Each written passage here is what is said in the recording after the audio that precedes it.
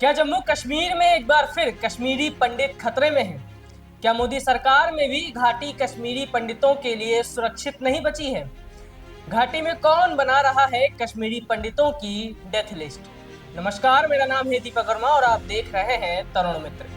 आप सोच रहे होंगे कि ये सवाल तो बहुत पुराने से लगते हैं और आखिर मोदी सरकार में जब कश्मीर से धारा 370 भी हटाई जा चुकी है तो ऐसे प्रश्न मैं क्यों खड़ा कर रहा हूँ। दरअसल खबर ही कुछ ऐसी है कि ये सालों पुराने हालात एक बार फिर बनते नजर आ रहे हैं और वो डर भी कहीं ना कहीं वापस आता दिख रहा है जो कई सालों पहले कश्मीर में दिखता था।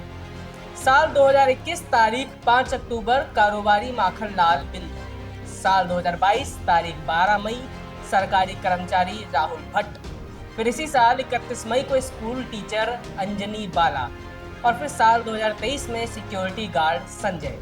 ये उन कश्मीरी पंडितों के नाम हैं जिनकी 2021 से 2023 के बीच टारगेट किलिंग की गई। किसी की फार्मेसी में घुसकर, किसी को तहसील ऑफिस में जाकर, किसी को स्कूल के बाहर तो किसी की मार्केट में बीच बाजार गोलियों से भूनकर हत्या कर दी गई। और अब इन्हीं टारगेट किलिंग्स के आधार पर एक बार फिर लगभग 3 साल की शांति के बाद कश्मीरी पंडितों को मौत का खौफ दिखाया जा रहा है। कुछ मीडिया रिपोर्ट्स के मुताबिक कश्मीर में पहलगाम के पास मट्टन में कश्मीरी पंडितों की एक बस्ती है जहां की आबादी करीब 300 की है। यहां की गलियों में दिन के 4 बजते ही सन्नाटा पसर जाता है। स्थानीय अब अनजान नंबरों से आने वाले फोन कॉल का जवाब नहीं देते हैं। वजह पूछने पर बताते हैं कि कश्मीरी पंडितों को जान से मारने की धमकियां मिल रही। पुलिस ने कहा है कि शाम होने से पहले घर आ जाएं, अजनबियों से दूर रहें, अंधेरों में बाहर ना निकलें और संदिग्ध दिखने पर पुलिस को खबर दें। खबरों के मुताबिक कश्मीरी पंडितों को टारगेट किलिंग की ये धमकियां आतंकी संगठन लश्कर-ए-तैयबा के proxy group the resistance force यानी कि टीआरएफ की तरफ से दी जा रही है। इसके अलावा 1990 के दशक में एक्टिव रहे ग्रुप मुस्लिम जाबाज फोर्स ने भी पोस्टर लगाकर कश्मीर की आजादी तक जंग जारी रहने की धमकी दी है। इन धमकियों के बाद सुरक्षा एजेंसियों ने कश्मीरी पंडितों को अलर्ट रहने की हिदायत दी है। एक न्यूज एजेंसी के मुताबिक कश्मीरी पंडितों के लिए जारी एक लंबा चौड़ा धमकी वाला लेटर फाल्कन स्क्वाड के नाम से जारी किया गया। आइए अब मैं आपको थोड़ा संक्षेप में बताता हूँ कि इस लेटर में क्या कुछ लिखा है। इसमें लिखा है कि कश्मीरी पंडितों, थोड़े फायदे के लिए बलि का बकरा मत बनो। पहले ही देख चुके हो कि इस रास्ते पर चलने का अंजाम जान गंवाना होता है, जैसा राहुल पंडित, माखन लाल बिंदु, मोहन लाल और बाकी के साथ हुआ था। इन्हें हमने कई बार चेतावनी दी थी लेकिन उन्होंने नजरअंदाज किया। तुम लोग उनकी तरह मत बनो, अपना नाम मरने वालों की लिस्ट से हटवा लो, इसमें शामिल मत करवाओ। इस लेटर में आगे आरएसएस का जिक्र करते हुए लिखा है कि आरएसएस की सरकार ने लोकल कश्मीरियों को बदनाम करने के लिए तुम लोगों का इस्तेमाल किया है। झूठे आरोप लगाकर लोकल कश्मीरियों को नौकरी से बर्खास्त कर दिया, उनकी प्रॉपर्टी जब्त की गई, कश्मीरी पंडितों की नौकरी का रास्ता खोला गया।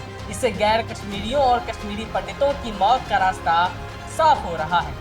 इसके अलावा भी इस लेटर में कई तरह से कश्मीरी पंडितों को डराने वाली बातें लिखी हैं और अंत में लिखा है कि आने वाले दिनों में कोई दिक्कत होती है तो आंसू मत बहाना। आइए आपको बता दें कि ये फाल्कन स्क्वाड क्या है जिसने लेटर जारी किया है। दरअसल ये जम्मू कश्मीर में एक्टिव आतंकी संगठन द रेजिस्टेंस फ्रंट यानी टीआरएफ का ऑपरेशन मॉड्यूल है। एक तरह से ये टीआरएफ की मोबाइल यूनिट है जो छोटे ग्रुप में काम करती है और टारगेट किलिंग के लिए बनाई गई। इसमें कम उम्र के लोकल युवाओं को भर्ती किया जाता है जिसका कोई क्रिमिनल रिकॉर्ड ना हो। फिर उनको ऑनलाइन ट्रेनिंग दी जाती है जिसके बाद इनके लड़के हिट एंड रन की स्ट्रेटेजी को अपनाते हुए हमले के बाद से फिर से नॉर्मल लाइफ जीने लगते हैं। इससे इनकी पहचान करना मुश्किल हो जाता है और भारत सरकार पहले ही टीआरएफ और इसके सभी विंग्स जिसमें फाल्कन स्क्वाड भी आता है, इनको साल 2023 में यूएपीए के तहत आतंकी संगठन घोषित कर चुकी है। जम्मू कश्मीर के स्थानीय निवासियों के मुताबिक आखिरी बार इस तरह की धमकी 2022 में मिली थी।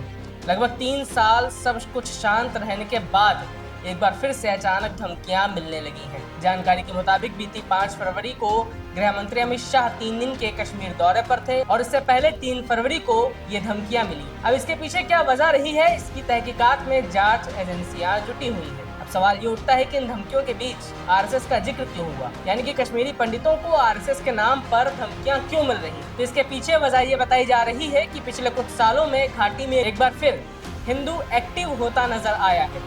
हिंदू त्योहार, गणेश चतुर्थी जैसे रथ यात्राएं और अन्य धार्मिक यात्राएं पूजा पाठ जो पहले बंद हो गया था, एक बार फिर से शुरू होता नजर आ रहा है, जिसके पीछे आरएसएस जैसे हिंदुवादी संगठनों का सहयोग होने की चर्चाएं होती हैं। जबकि आतंकी चाहते हैं कि घाटी में हिंदू एक्टिव ना हो, इसलिए वे फिर से इस तरह की धमकियां दे रहे हैं। बता दें कि जनवरी के आखिर में कश्मीर के कुछ इलाकों में मुस्लिम जाबाज फोर्स के पोस्टर मिले थे। पोस्टर पर लिखा था, कश्मीर की आज़ादी तक, भारत की बर्बादी तक जंग जारी रहेगी। हालांकि जांच एजेंसियां एवं कश्मीरी पुलिस लगातार अलर्ट पर है, पूरी तरह से सुरक्षा में जुटी हुई है और खास करके पहलगाम अटैक और दिल्ली ब्लास्ट के बाद से सुरक्षा एजेंसियों के कान खड़े हैं। लेकिन इसके बावजूद कश्मीरी पंडितों से जुड़ी ये खबर डराने वाली। आगे क्या कुछ होता है, इससे जुड़ी जो भी अपडेट होगी देंगे अगली वीडियो में। तब तक के लिए देखते रहिए तरुण मित्र। नमस्कार।